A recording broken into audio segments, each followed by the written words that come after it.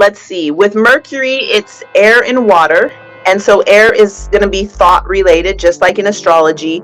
The water, again, is going to be related to our emotional understanding of a thing.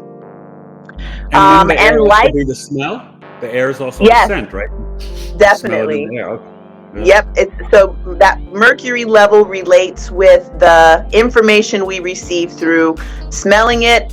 And if you know, this part of our brain, the limbic system, is associated with smell, which is why the moment you smell something, it reminds you of your grandma. The whiff of it touches your limbic system, and right away you're like, whoa.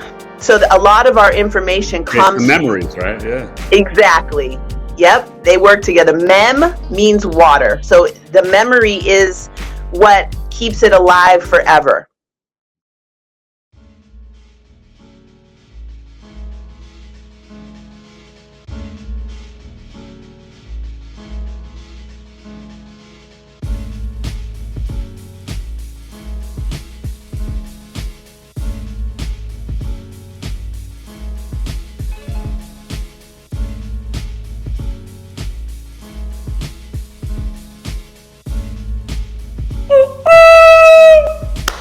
Hey, what's up, good people? This is Eric Taylor, Big E Astrology, with my Knowledge is Love Astrology podcast, episode 207. And I am welcoming back my amazing guest, Miss Anjani Segrest, an amazing astrologer, herbalist, and so much more. Anjani, my friend, how are you doing today? I'm doing very well. Thank you for asking. Happy to be back with you. We've done this quite a bit. The Virgo Pisces axis, you guys, sometimes there's just magic.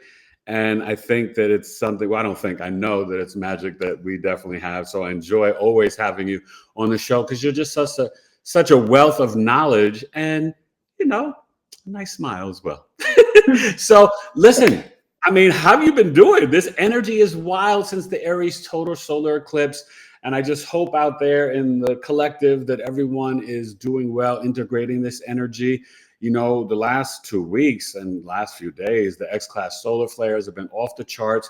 So how do you think we should be integrating all this energy as we're wrapping up Taurus season, heading into Gemini season, and obviously after that huge eclipse? What's going on? Hey, gosh, that's a big one, isn't it? Yeah, It's been so heavy. what I have been noticing is a lot of people who I consider to be very mainstream, very, they go to the hospitals, they listen to the news, they the They're in the 87% of matrix. people, I call it 87%. I don't really know if that's a true number or not, but It's probably most people. 95%. 95%. Okay. Well, what I have been noticing is that a lot of people are recognizing that there's something else going on. And so I've heard a lot of people saying, like, people who I will call them normal. I'm like, oh, that's a normal person. And they're talking to me about their spirit. And oh, yeah, I noticed that my essence is changing. And I'm like, your essence? I never heard you say nothing about your essence before. And so the way that I've been the way we talked about this a little bit yesterday, it's like we already are in this realm.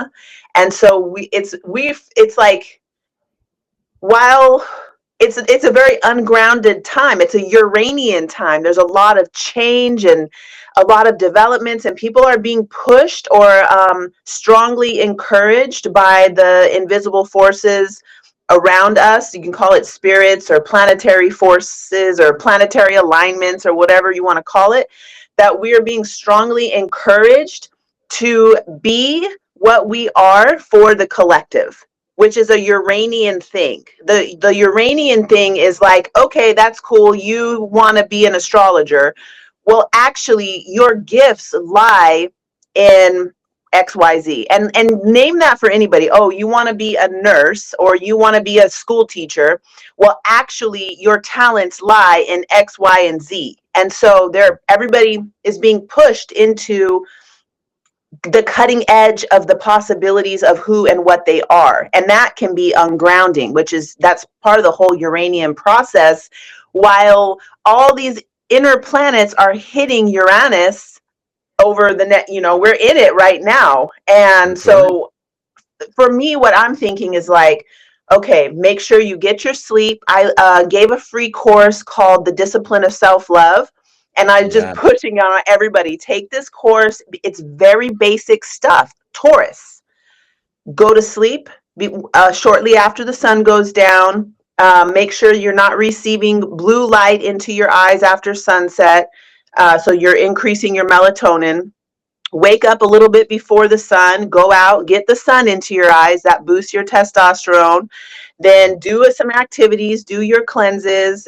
And it's just basic. Take care of your basic needs first, Taurus. And then so we're grounded and we're more capable of moving with these intense energies.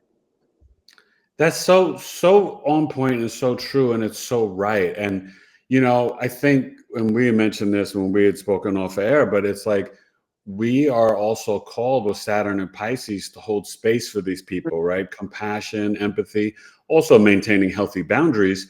But as people awaken out of the programming and the cognitive dissonance and the matrix, us who have been trailblazers and awakened for like forever, ever since the 90s or whatever, but we've got to really, right, Uranus and Taurus to the end of 2025, retrograde, and then go back permanently into Gemini for 2026. We do have to hold space for this Gaia, New Earth, and these electromagnetic blasts that we're getting from the sun, because people are going to awaken. And I've been saying this for months on my podcast that, really from now until November 19th, and then even obviously coming up on this Sagittarius full moon and back into the December of the Sagittarius new moon, you're going to see people that have never thought of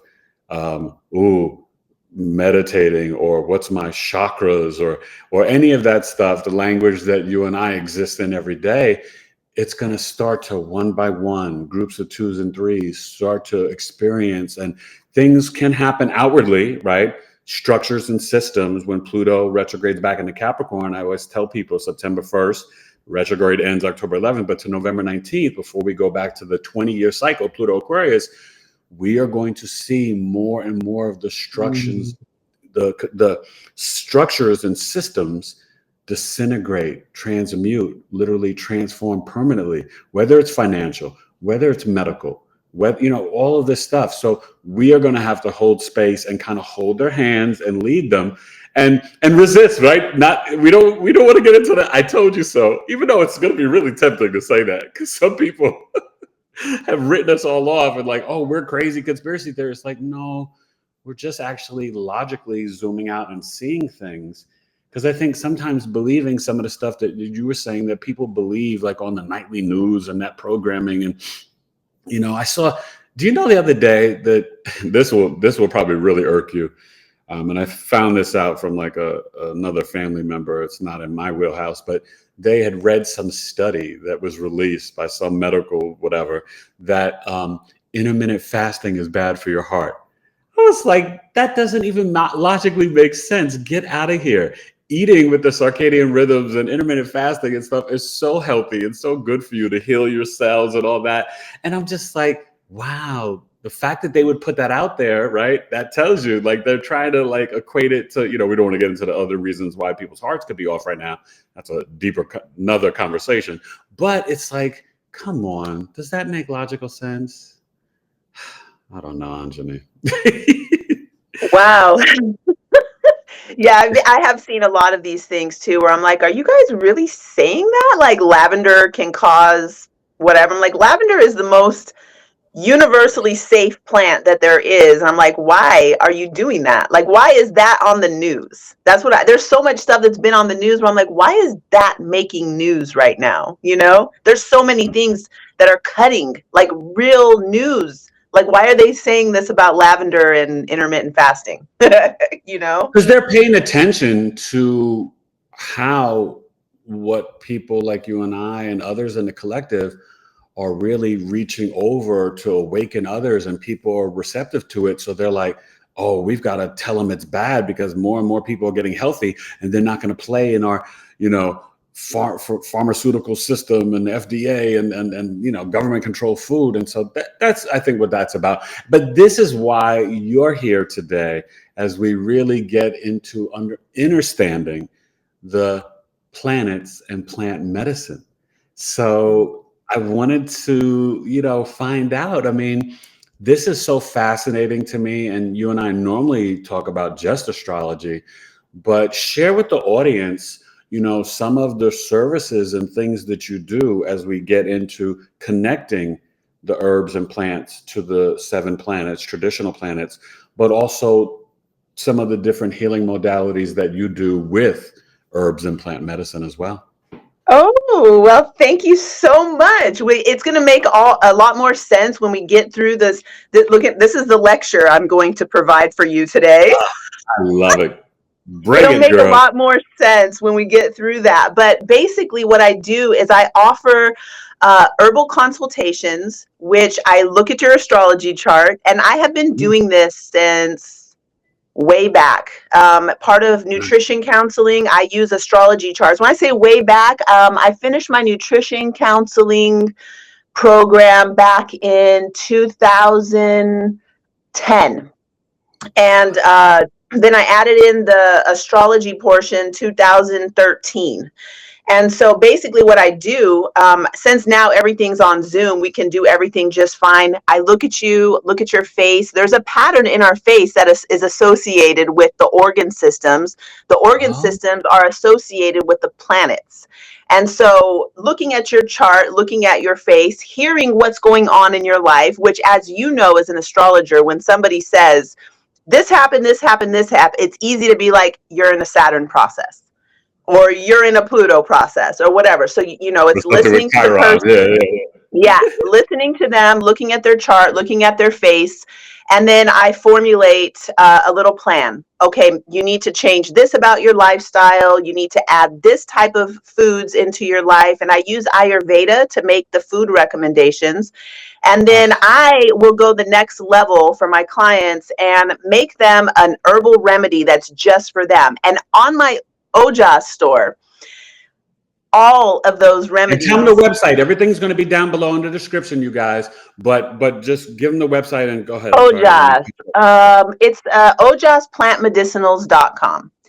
And so every single herb on that, every remedy that I've made has been for somebody. But it was just something that was universal enough to sell it broad, like a heart remedy for blood pressure things. There's a urinary tract thing for if you have kidney stones or UTI, that'll cleanse it out within a day or two.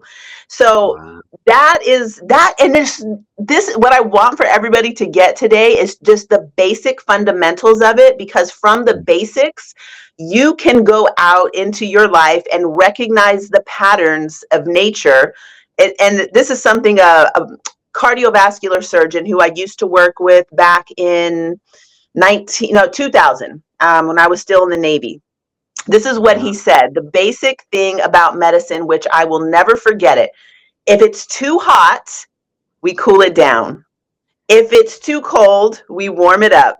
If it's too wet, we dry it. If it's too dry, we make it more moist. And so with the planets, you can see that pattern. Okay, hot, we got the sun and we got Mars. If it's too wet, it's the moon. That's going to be all the cool, the water producing herbs. Moisture, yeah.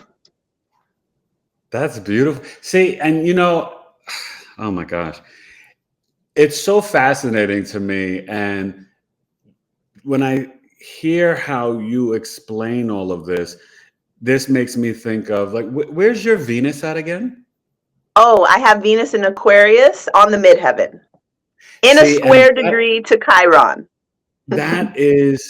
This is so Venus in Aquarius, you guys. And Anjani is so brilliant. I love that. But I find that Venus in Aquarius people, and definitely the women, are so connected to organic and vegan and holistic and plant medicine that it is really, it's just, oh, it's so magical. You know what I mean?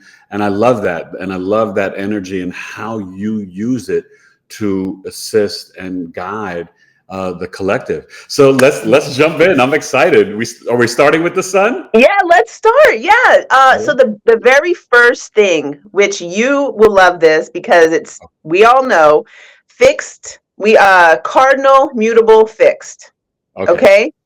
So if you don't know yet and you're on this astrology channel, find out what is cardinal, mutable, and fixed. The cardinal is going to be the initiator. It takes action. It begins the seasons, summer, Aries, spring. Cancer, Libra, Capricorn. Yeah. Yep. And then from there, that's going to be like, I think of these as like the stabilizers. They're the householders. They're the ones who are telling us what to do in a way. It's like, all right, Aries, let's get this started. And then Cancer, let's make sure that this is taken care of. And so they all have that. And then when we get into the fixed, because we've created a structure with cardinal, fixed is like we're comfortable enough now to explore ourselves. And so we have the self-exploration that we do in Taurus season of like, oh, body, oh, this feels good. And then in Leo season, we're like, oh, how, like it's like that radiance of like, how much can I get into the love of myself? Because those fixed places are where there is stability has been created by the cardinal. Now we're in the fixed. After fixed, we go into the mutable. The mutable right, is and let where... me just say real quick, the fixed, right? You touched on it: Taurus, Leo, Scorpio, Aquarius. Yeah. And then after the season of fixed, then we're going to go into the mutable, which is where we're going to change it up so that we can reset something else in the next cardinal sign. So do you want to name the mutable signs for people? Gemini, right? We're about to get to Gemini season. Virgo, Sagittarius, and Pisces. Yes. So that's our area right there with our sun signs, right? Pisces and Virgo. Yeah, the mutability. Okay, so now this is where it's going to start getting a little different. There are 3 parts to a plant. We have the sulfur, the mercury, and the salt. Okay, so the salt is going to be like the fixed part. It's the thing that is, we say the salt of the earth. It's the most grounded. It's like the body of the plant, and it's our body. And so it's how we... and this is the salt, right? So it's like the stability, the core of the plant. Yes, exactly. And let's see. So anything I want to say about the salt? It's a combination of earth and water. So it has to do with providing structure, and there is also the watery aspect of our emotional connection. So this is why when people get really like up and out, I call it up and out, because in the yoga world, a lot of people only received Vedanta yoga teachings, which teach us to rise the kundalini up to the third eye, and it's like to go up. And they did it in Tantra yoga. We talk a lot about the descent of energy going down into the pelvis, down into the place where we hold all of our vitality and our ability to reproduce life.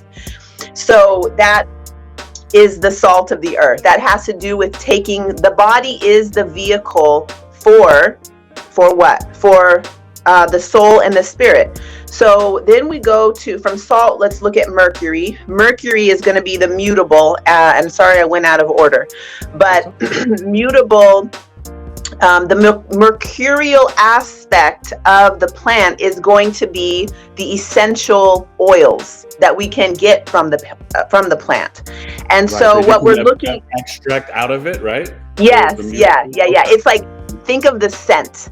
So when you smell, if you go next to a plant and you're like, oh, wow, there's lemon balm, and you smell the lemon balm, and that gives you the information. This is important because in taking medicine, whether you're taking syrups or powders or pills, the thing is with this mercurial mutable aspect is that we need to taste and smell our medicine.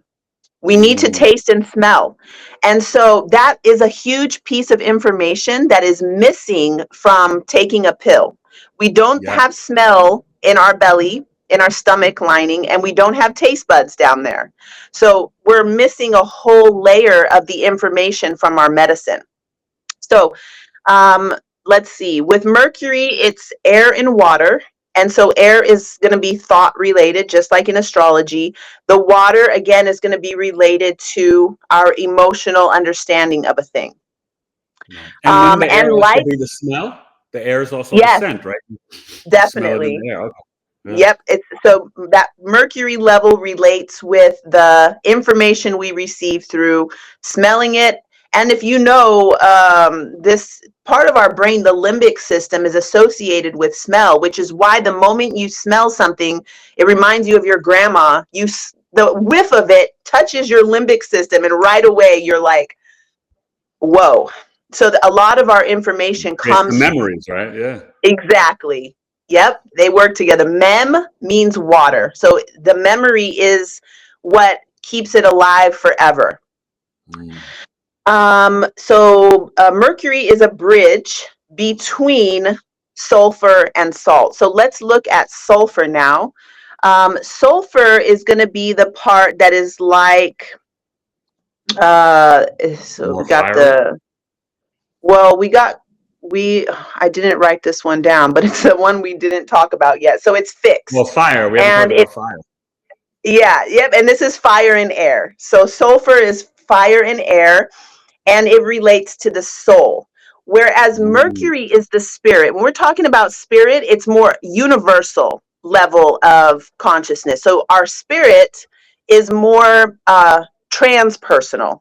It's not so personal. Whereas the soul, which is related to sulfur, is that part of our being that is personal. It is excuse me. The soul is volatile, and it has to do with fire. So there's something about our eyes and the fire of our eyes, like when we see something and it comes back into our brain and computes to make meaning out of something. This is also related to our soul. So the sulfur level of a plant is going to be related to the most volatile part of the plant. Okay, that has to, I wrote down on my notes to tell you that it also is related to pitta. And when you're looking at vata, pitta, kapha, sulfur is pitta, mercury is going to be the vata aspect, which is the wind, and then the salt is going to be like kapha. Okay. And what's So that mean? That last one. kapha. Kapha. Yeah. I'm not Yeah, familiar with that. it's a combination of earth and water. So Okay. you probably have that constitution, and I just say that because Well, I knowing am all earth you, and water. Yeah. yeah. Scorpio, Capricorn, Virgo. Yeah. Yeah. See, and it's really interesting how in Ayurveda there is some correspondence with your astrology chart that you'll Oh, find, like, you'll see a pattern and it shows up in your body constitution as well. that's amazing. Yes, it's amazing. So okay, few things I want to mention is that when we're looking at somebody's health from their astrology chart, we usually will look first at the sun. Because if you think about it, the season you were born in, if I was born in Pisces season, that means the sun's going to be in Pisces. You can already think, so Pisces, okay, so it's going to have something to do with lymphatics. It's going to have something to do with, oh my gosh, I shouldn't have started with Pisces because it's the weirdest one to work with because It's mutable, right? So it's like a little bit of winter and then a little bit of spring, right? So it's water, it's damp, but then it can be warm sometimes. So yeah, it makes total sense. it's never warm. Um, Well, the but cold fish, we gotta warm y'all up, Pisces, but Pisces, unconditional love. it's associated with the water. And so the thing I was going to say that's weird, that I was like, why did I start with this, is because Pisces is the main sign that can get what is called spirit intrusions.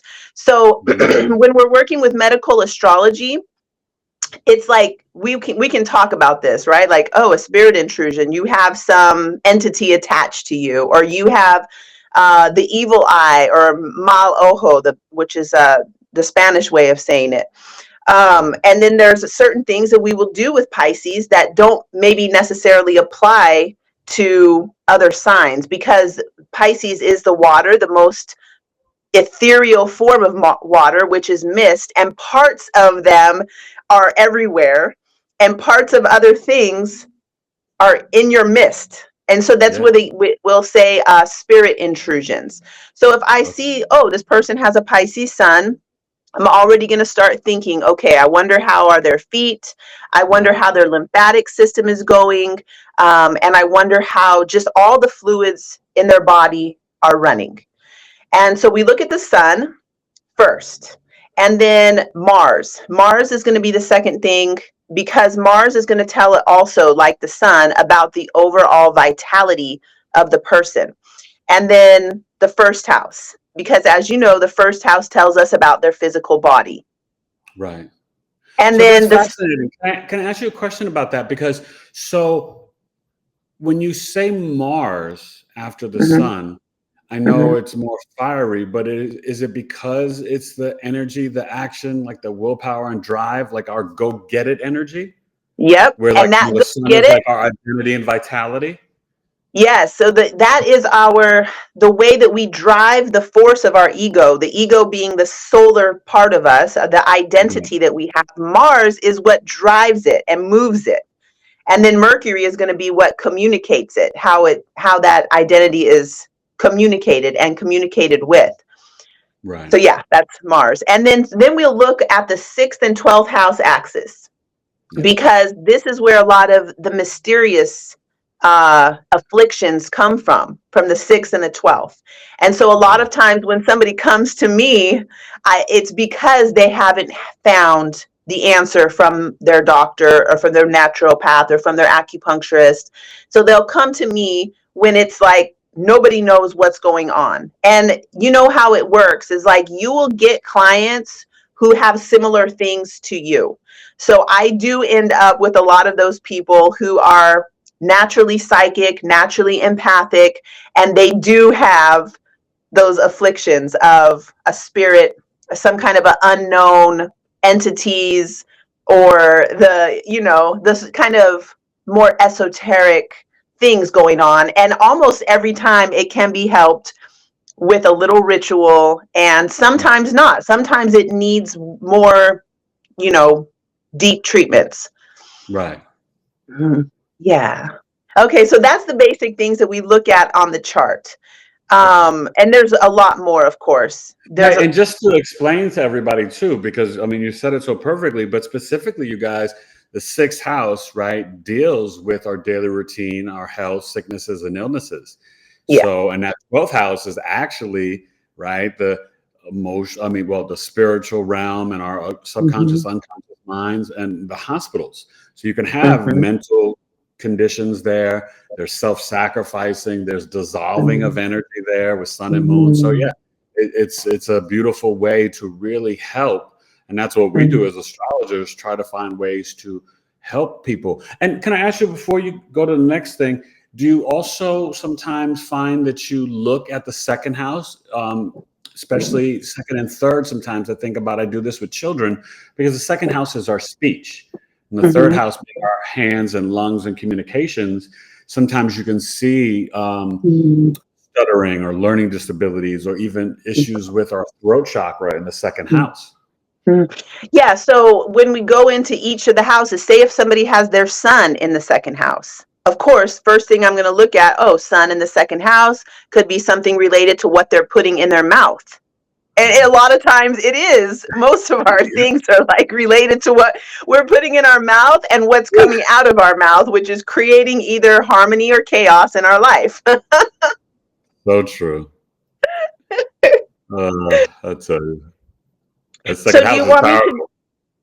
It's very powerful. And this is just another layer to work with when we're looking at our health. It's just another layer. So when people come in, it's usually because they have exhausted the regular pathways of looking for how to restore health and vitality. So I'll go through and mention the planets and the associated organ, and then I'll give one or two names of plants. And I just want to say that when I go outside and take a walk, I am, or even if I take a run, it always turns into a walk because I'm taking pictures of plants and I'm like, ooh, what's that? What's that? But that's how I learn, is by looking and finding out.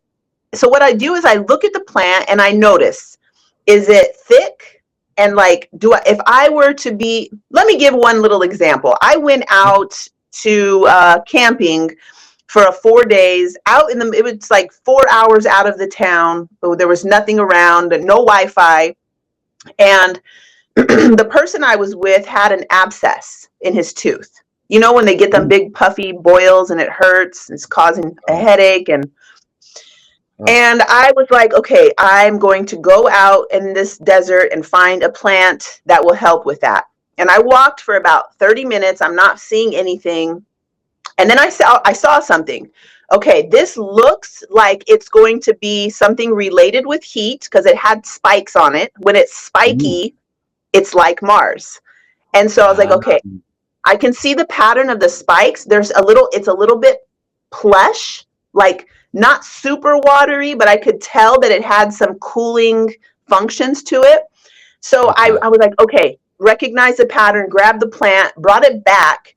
He put it there, like chewed it up and put it there. In like 5 minutes, the swelling went down. The boil. So was it almost behaving like cloves? Because I know cloves are really good for, you know, putting in the teeth. It's different. There's a lot of things you can use. You can use cloves. You can use kava. And so when I got back into the Wi-Fi zone, I had taken a picture of the plant. Okay. And so what I found out. I can't even remember right now. It's so weird. I did bring some and dried it and brought it home. What the hell was his name? But anyway, when I looked it up, it's specifically for abscess tissue in the gums. Wow. I know. I was like, but let me ask you a question. I want you to honestly think about this. I know it's your Mercury and your Mars, like sort of in the wilderness, in the jungle, analyzing, assessing, right? But do you think, I mean, I know you're kind of gifted in this, but in some way, do you think it's also your true Black Moon Lilith helping you instinctually and intuitively to be like, yeah, that's the plant. Let me try that. I don't know. Everybody can do it because it's in the books as like, it's really pattern recognition. So if I were going to attribute it to anything about me, I would say I would attribute it to my Saturn North Node conjunction in Virgo. Yeah, because it's about pattern recognition. And then I also, right opposite to that Saturn North Node is going to be my Sun, my South Node, my Mars, my Vesta, and Juno, all over there in Pisces. So if it were going to make it about me, because it's not about me. No, it's not. But you know what though? It is, just in terms of this viewpoint of the story. And so I think kind of connecting it to the chart, that connective tissue does sort of give information and insight to our audience. And I think it's fascinating. So don't dim your light. Don't dim your light. I think it is deep, and I like that. And where is your Lilith again? First of all, my light can't be dimmed, and second of all, I just want everybody to know that they can do this too, but I do have 5 celestial bodies in Pisces. I am super psychic all the time in my waking life, in my dreaming life. And so, yes. And the pattern recognition thing, like, it is a special gift that I have since I was a little kid. It is a gift. And you're right. We all have gifts. But it's nice to also highlight, because I'll be honest with you, like, I just wouldn't be able to do that. So and not everyone can do it. It is a gift. And so I don't Yeah. want you to. I love you so much. Thank you. Thank you so much. Yes, it is a gift, and I study this. Like, this is my pleasure reading, is to read about plants and the patterns of nature, is like literally what I do for pleasure and fun. Okay, so where's the Lilith? Where's your Lilith? Where's your Lilith? Lilith is in the 4th house, opposite to Venus, who's in my 10th house. Oh, in so Leo. Lilith and Leo. Yeah. Okay. Connected to the fire. Okay. Yeah. Okay. So, so what I was saying is that we're looking at the planets now. So we're going to start with the sun, even though planet, wanderer, luminary, whatever you want to call it. Sun is related with the heart. And so that's why wherever your sun is, that is your first life force. That's like your overall style and flair. And so when we're looking at the sun, some of the plants that come to mind, think about what the sun looks like. And so I instantly think of a dandelion, and the way the dandelion looks exactly like a sun, right? Yeah. And then St. John's wort. So we would use those. They're summer plants also. You can see them really bursting out in the summertime. Those big yellow. I hear so much about the St. John's, but I've never experienced it myself, and I don't really know what it looks like. Okay, that's fair, because I had used St. John's wort since I was in the Navy for depression. And I have one of my most famous teas. It's called Good Mood Tea, and it's got St. John's wort and a couple of other things in it. Oh, and it makes you feel like up and vibrant and alive, like the sun. Yeah, okay. Yep. Yeah, That's the Good great. Mood Tea. My son asked for it. My 11-year-old. He has it every day before he starts his day. Good Mood Tea for him. And what was I going to say? Oh, I only found out what it looked like last summer. Because I don't see it around here. We don't have them here. Okay. So, I mean, if we do, do they grow in America or other parts of the world? Yeah. Like, are you familiar with? Yeah, in the Midwest, I hear it grows a lot in the Midwest. There's a lot of places that I see that have a lot more plants than Southern California, and I'm super jealous. Listen, that's good. So St. John's wort and dandelion are connected to the sun. I love that. Yes, and this is what I call this a sunny disposition. So if somebody has a sunny disposition, they are radiant from their heart, and it's the sign is going to be Leo. That's associated with the sun. You know that. Yeah. Then we'll look at the moon, which is associated with our water element, our moon. Sorry, I was pointing to my womb and I said our moon. It's related with our moon cycle, our womb, where we regenerate life. It's also going to be associated with the breasts, and in pregnancy, when somebody's pregnant.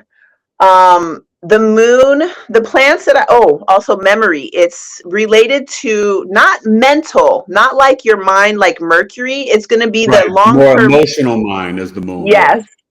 The long-term memories stored in our water. Oh my God. One of the.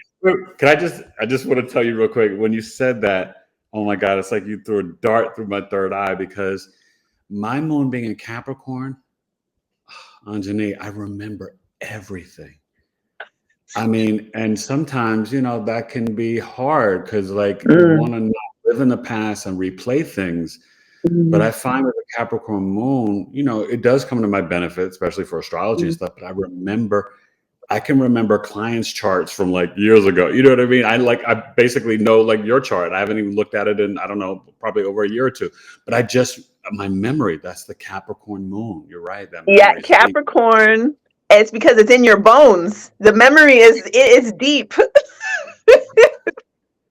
Yeah, so I have a moon in Cancer, and I feel the same way. And I've had, my son's dad used to always tell me this, why can't you just forget it? But I'm like, I don't know. I remember what I was wearing when I was 5, when that thing happened or whatever, like my Yeah. memory runs long. I remember stuff that I don't remember having happen,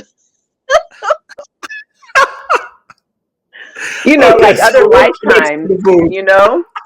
What connects to the moon? Oh, the moon, we've got mugwort. Mugwort is a moon plant. If you look at mugwort, it has a silver side. So on the top, Oh, the leaf is green, but if you lift it up, it's silver, like the moon. And this is mugwort. a I've really never good. even heard of mugwort. Oh, Wow. you Okay. will love mugwort because it also works with our memory. I use it in my lucid dream tea because mugwort has been long known for increasing lucidity in. It's actually called for epic dreams, to cause Okay. epic Okay. dreams. Okay. All right. You sold me with that. And I can order this on your website. Oh yeah, it's called Awaken the Dream. That tea, you're gonna love that tea. I'll just send you some as a gift. And then Oh, marshmallow. Marshmallow is a plant that is very viscous. And if you just cook down, like make it into a tea, it turns into like it's very gelatinous. And I've used this for people with heartburn. They just drink a little bit of that marshmallow root, and it completely cools down and super healing for any of our sphincters in our body. Marshmallow okay. root. Yeah. Would that also, you said heartburn, would that also help with acid reflux? Yes. Yeah. Okay. All right. Yeah. You can just take a little marshmallow powder if you don't have the plant. Let me tell you something. I don't know if you have green things growing around your house, but if you just take a look around your environment, what's naturally there, I can almost guarantee you that there's something there that is what you need, you know? Yeah. Like they're like weeds popping up.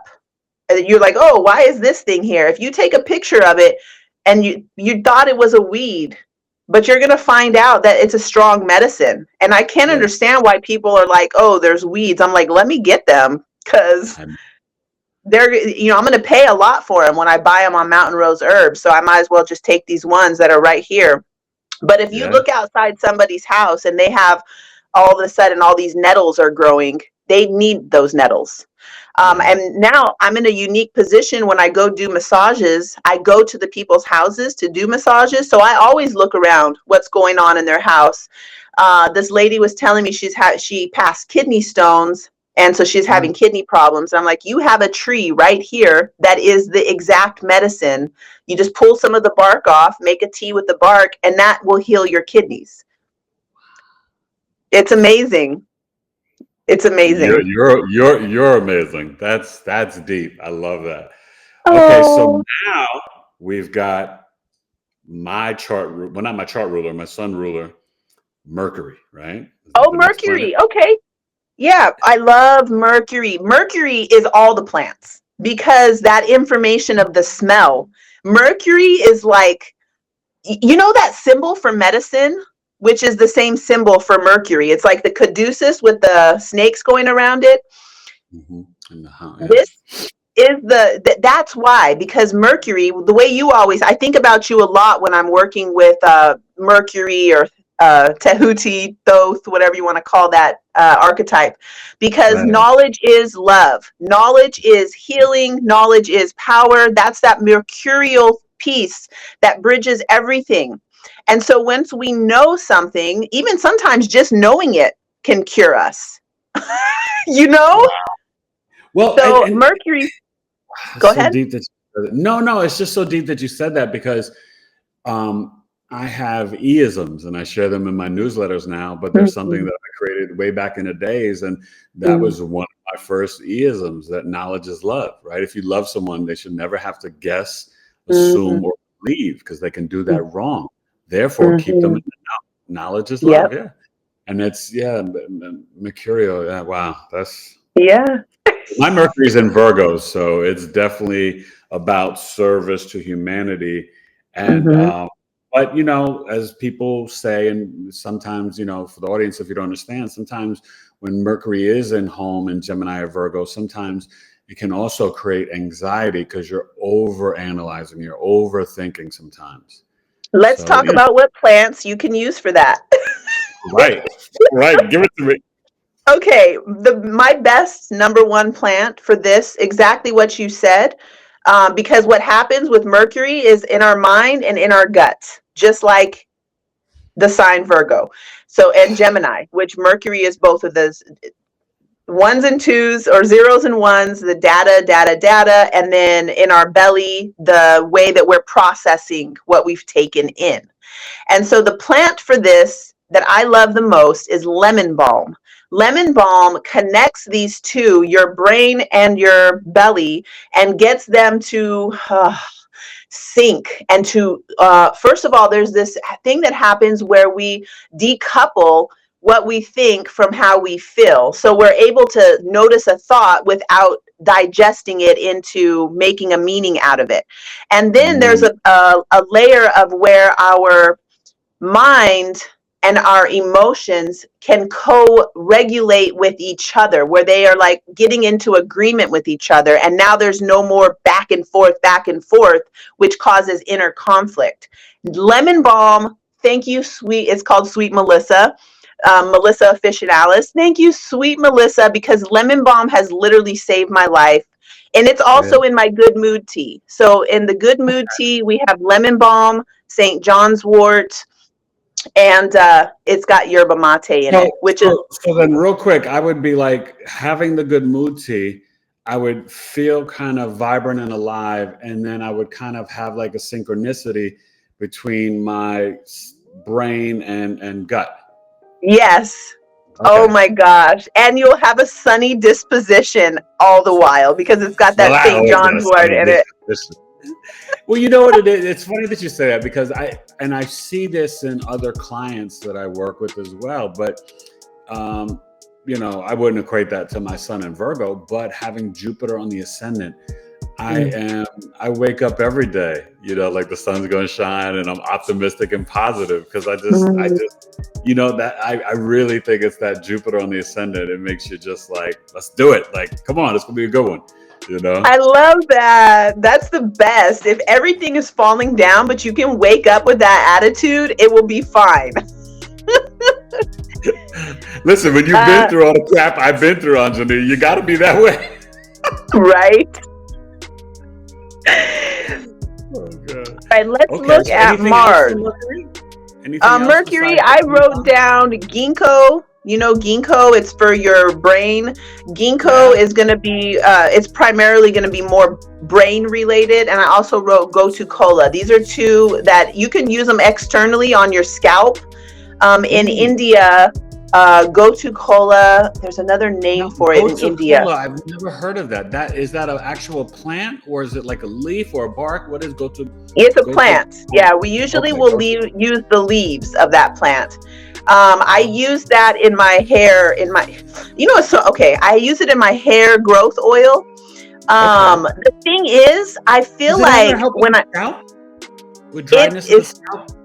it's amazing because it helps your hair grow. I was having a lot of hair loss and I made it for myself, and my hair is not falling out anymore. But I also feel like because you're putting it right into your scalp, I feel like Uh-huh. you're getting the medicine of those plants into your blood system through the Okay. follicles in your I would like hair. to try that. Yeah, my son and myself, I didn't have it in New York, but in Arizona, depending on the season, I will find that my scalp gets extra dry. Yeah, yeah. Gut stuff So with the gut. I thought it was gut stuff, but I've been working on the gut, and the gut is good. So I mm, think it's the climate. So maybe I see how need these something to go on the see how scalp. Yeah. those two go together with your head and your gut? No, That's I what that know. lemon balm Okay. tea is delicious, even by itself. If you just buy a pound of lemon balm by itself, it's so Okay. good for syncing these two things together. Um, Mars Yeah, is no, going to be. well, Venus. Can't You want skip to do Venus Venus. first? Okay. Okay. Yes, Venus. So Venus Ladies is first. Venus is going to be veins, your venous system, kidneys, and your what we call the regenerative organs. I think people used to call it the reproductive organs because it sounds so like we need to be productive and reproducing things. So I completely stopped using that word, but in the medical What? world, they call it, Regenerative organs. I like that. yes, Okay. the Yeah. regenerative organs. They don't have to I would call them the reproduce. creation organs. Yes, the organs of creation. I love it. Okay, so if you think about Venus, we instantly think about this relaxation and being able to be open to receptivity. So in the body, Mm, we have, I already said, Venus system, kidneys, and our regenerative organs. So we have, I wrote down rose. Rose, we looking for plants that are like less boundaried. So all the flowers, pretty much all the okay. flowers have a affinity for Venus. They all have those 5 petals, like the Venus star point has those 5 points that it makes. Right, And right. so we're looking for boundarylessness because of Okay. that. It's like that softness that where Mars is like this, Venus is like Right. this. Venus is right more receptive. Right. Yeah. Okay. And so we need them both. And we can't, if we're too much in our masculine Mars, we're sweaty and going hard and we become exhausted. If we're too Right. much in our Venus, we become a big sop of watery puddle on the floor with no boundaries and no. So we can't just be one of those things. So for Venus, rose is slightly astringent. And Mm, so what we're looking for with that is to sort of bring integrity to the venous system, to bring integrity to our internal waters. So we're held a little bit with our love. I like that. Now, let me ask you, with the Venus, it makes me think of definitely what you said with the kidneys, even pancreas. I think about Libra, the lower back. But what about like Mhm. with Taurus, when I think of Venus, stabilizing things, but also like kind of the throat chakra? Like, are Mm, there any plants or flowers that mm. would connect that correlate with that? With the throat. Yeah, like with for Venus, when you're speaking about Venus, right? I mean, I Oh, think of okay, okay. So Libra, but yes, also the Taurus, like yeah. So then when we're looking at, see, it doesn't quite go like that because right. the throat, we're like in Taurus season, we know Taurus relates with our voice and the throat. In medical astrology, this area actually belongs to Gemini. And Mm, so it's, yeah, yeah, communication, yeah. so Venus is going to be those parts that I mentioned. It's going to be Yeah, the, okay, yeah, alright, just wanted to yeah, check, but just wanted to check. yeah, no, that's good. And so then now Mars, right? Yes. Wait, can I tell you why I was laughing so much when you said the Venus and we were talking about, creation? Because I have Venus on the ascendant in Scorpio, and, Okay. I have 4 sons, so it's definitely, Venus is a bit I've created. So just, it makes me laugh 'cause it's kind of funny when you say that. It's very Venus Scorpio, Of course, the Scorpio, right? I'm going to look at it in a different way than most people may look at Venus and be like, oh, yeah, let's Right. create. Right. Yeah. And so when you think about your first house being your body and you have all that planetary information there, there's a lot to work with. Oh, yeah. Venus, Jupiter, and Neptune. It's a party. Yeah. So yeah, well, I'll get to Jupiter in a minute because that Yeah, is a really Mars. Now we important got to one do for Mars. you. My chart ruler. See, it's about Okay. me. No, I'm joking. Mars. So Mars. So Okay. Mars is going to be the blood.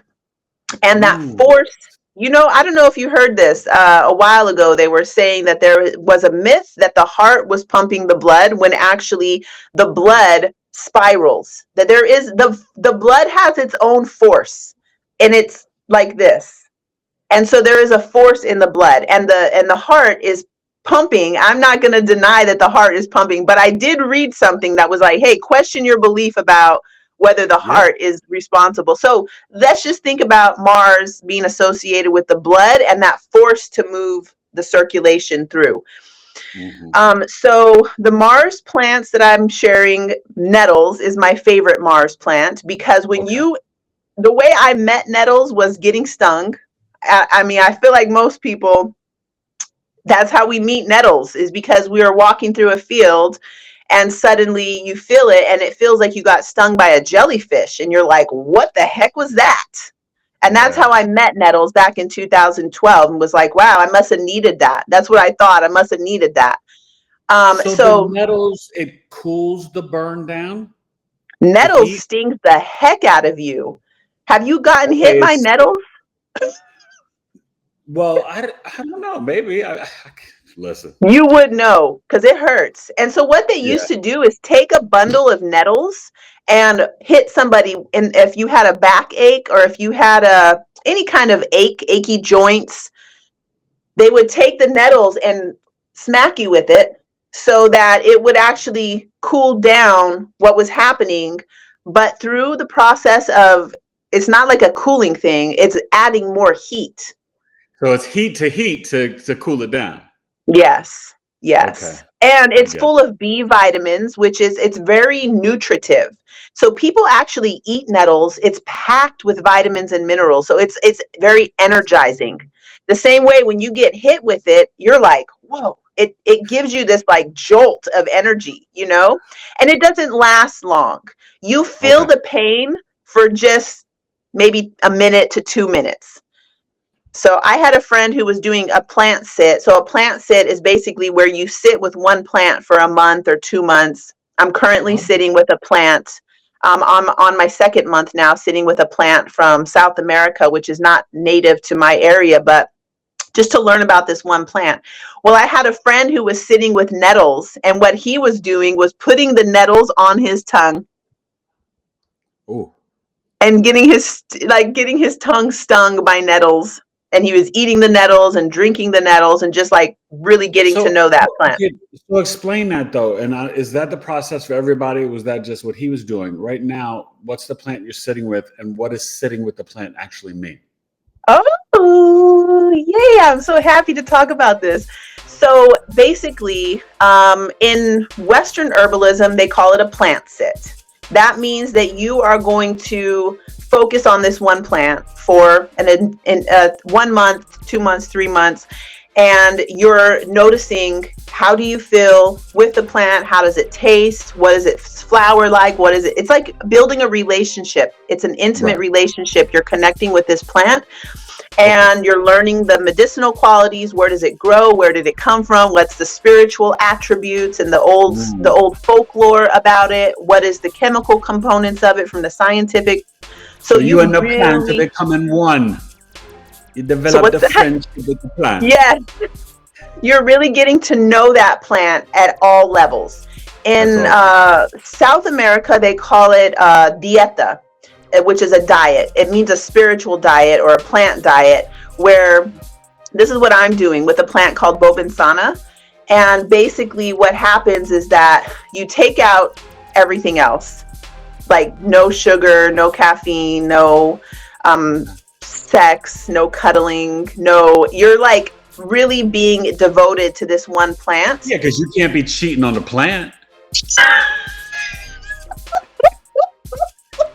Uh-uh-uh. Look at you, make me laugh so hard that this vein pops. It doesn't happen in any other podcast that I ever do. It makes me happy, man. Good. Oh my god. Okay, so oops. So yeah, that's going to be plant sitting. I highly recommend, if you want to get to know a plant, to really sit with it. And the reason we take out the other things is because mercury, the information. So if I'm using cacao and I'm trying to get to know bobinsana, the information is crossed because I'm still getting the Getting confused. information Yeah, from the yeah, yeah. cacao. That's So deep. Okay. Makes sense. Totally makes sense. yeah. So for Mars, we talked about nettles, and then we are tribulus. Tribulus, I researched it previously, but I have a whole pound of it over here, but I ended up not really using it because there was some controversy about it with our testosterone levels. So tribulus is You have to be marketed. very careful with tribulus. Yes, and I didn't need it. I bought it because I had a little moment of thinking I was going to make medicine for men, but guess who is the least likely to buy herbal medicine? Well, see, no, wait. What you do is you get the wives to buy for the husbands. Mhm. We're That's not what going I to should think have. about this Yeah. stuff, but you Yeah. you you market it to the wives because they're the ones that are always doing the research and healing their husbands.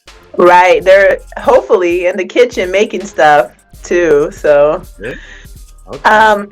oh gosh, I just felt a So lot of, tribulus, I've never heard of tribulus before. It makes okay, me think like it's something like biblical, like Revelations tribulation. or something. Sounds like it, right? Um, it looks like living in the desert, you've probably seen these little things. They look like this, and then they have like little horns sticking out. Uh, Oh yeah. when I lived in the desert, we would call it a sticker. They hurt really bad. Tribulus is Yeah. like that, but it's got little horns all over it.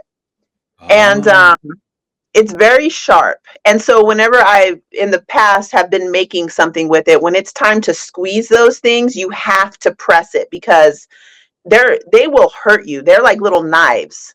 wow. Super Okay. Mars.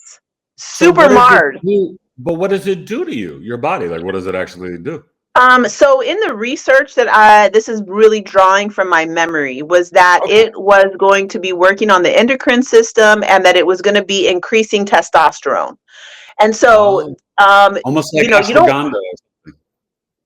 ashwagandha is in the category of, I do use that as a Mars plant also, but it is known as an adaptogen, which has not relaxation, but it does have a little bit more of a, you can use it at night. It's not stimulating. Whereas a lot of the Mars plants, like I mentioned with the nettles, they're going to be like stimulating you. So I have a Okay. formula called Mars, and that formula it's an energizing. It's got pine pollen, maca, and ashwagandha, and I put L-theanine in it, which I regret doing that, but people really like it because it is energizing. So anyway, your Mars plants are gonna look spiky. They're gonna Okay. look. They'll have stingers on them. Then Jupiter is Yeah.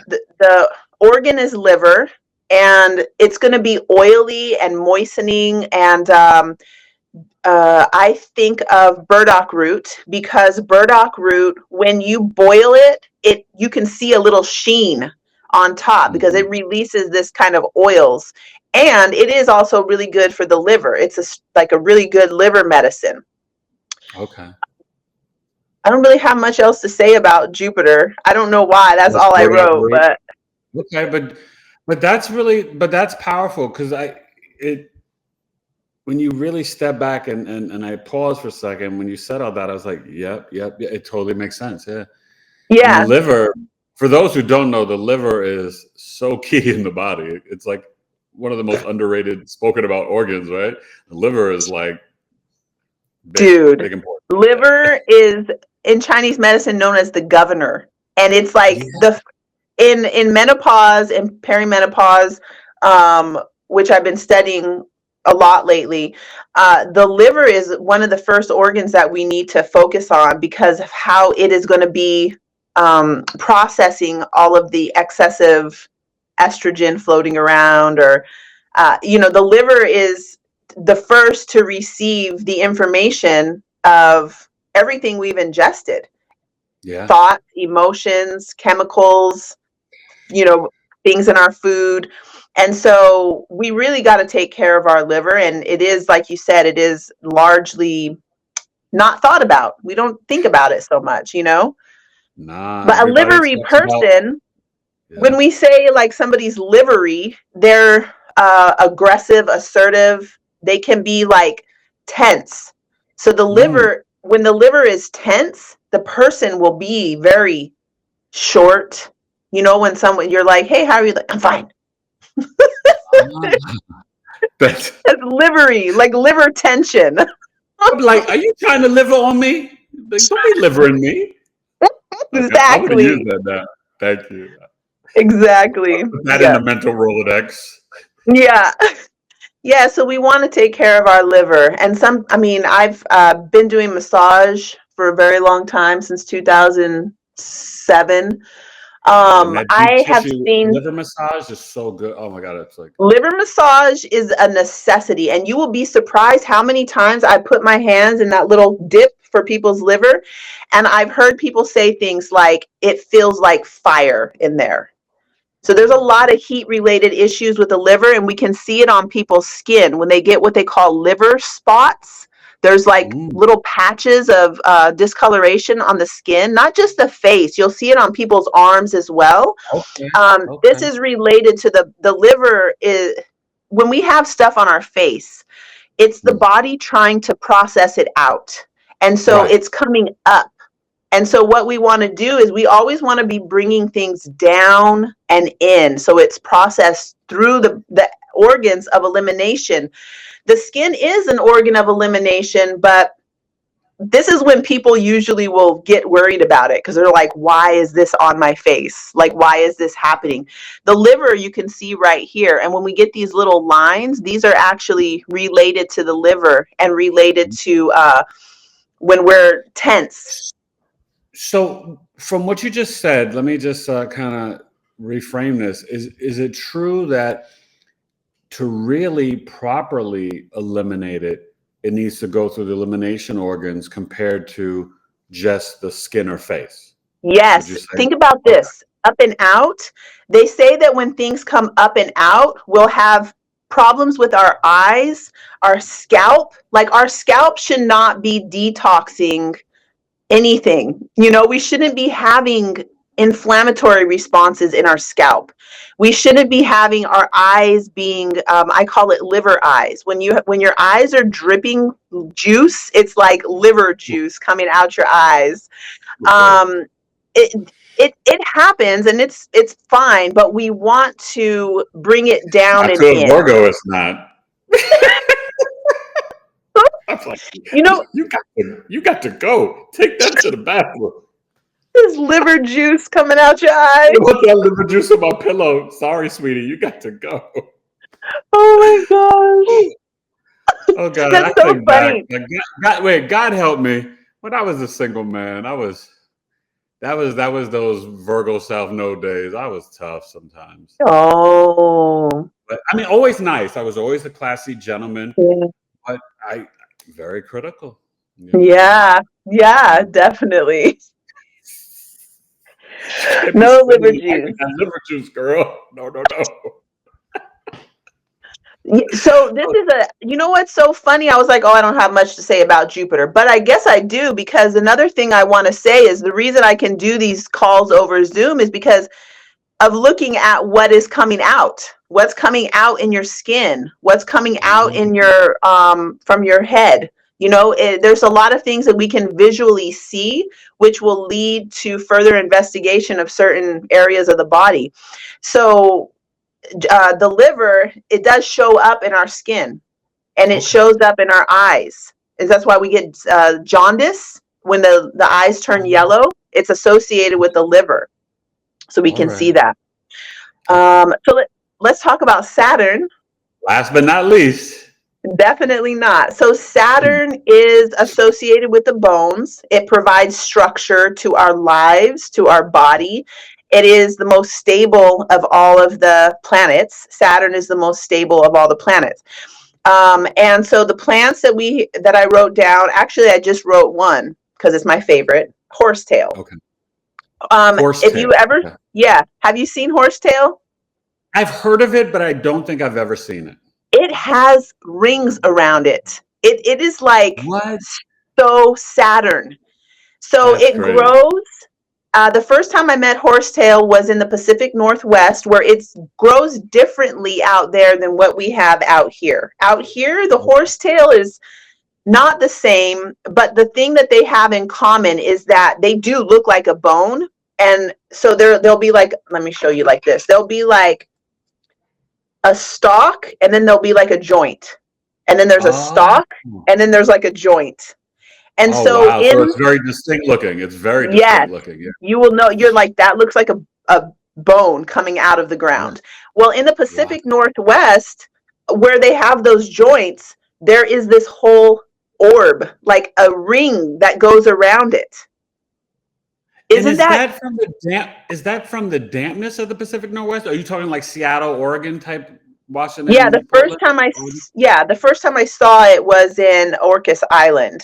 And of course, there's going to be different plants there. It doesn't really relate so much with dampness because the Okay, okay. plant itself is very dry. It's like Right. you Well, can break Saturn is it. dry. Yeah, that would make sense. Yeah, Okay. yeah. Isn't I that was just wild? curious in terms of the difference because I think Yeah. of that Pacific Northwest as more damp than California. You know what I mean? Well, we have places just like everywhere. There's places where it's like down by the river. There's going to be mugwort and things that are growing down by the river that won't be growing over here closer to the beach. That Right, won't be right. growing. You know what I mean? So the Pacific No, no, Northwest definitely. is like that. They have the sunny side of the mountain. There's going to be different plants on the sunny side of the mountain because those are going to be your sun plants. And then on the damp side of the mountain, that's where you're going to find more of the damp plants. It's just amazing. But with horsetail, what horsetail is really, it's full of silicone. And so horsetail is also in that hair oil because it does help with all of these silicone structures like our teeth and our joints, our hair. Mm. So horsetail is my favorite of the Saturn. So, Well, let me so let me also, ask you: would it help with a little bit of arthritis in the knee? yes. Yeah. Okay. The arthritis in the knee, I would focus first on the itis, and then I would use something that helps with the inflammation, But the silicone, if you're ingesting it, it will strengthen the bones. Definitely Oh. Okay. yeah.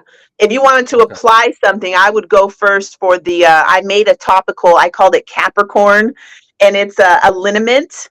So a liniment is going to be made Oh, with that's an different alcohol. for me. Yeah, it's called Capricorn. I just named it Capricorn.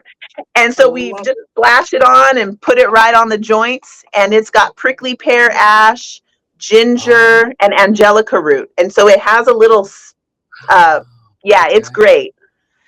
That I sounds wanted to, fat. And this is like an oil or a lotion?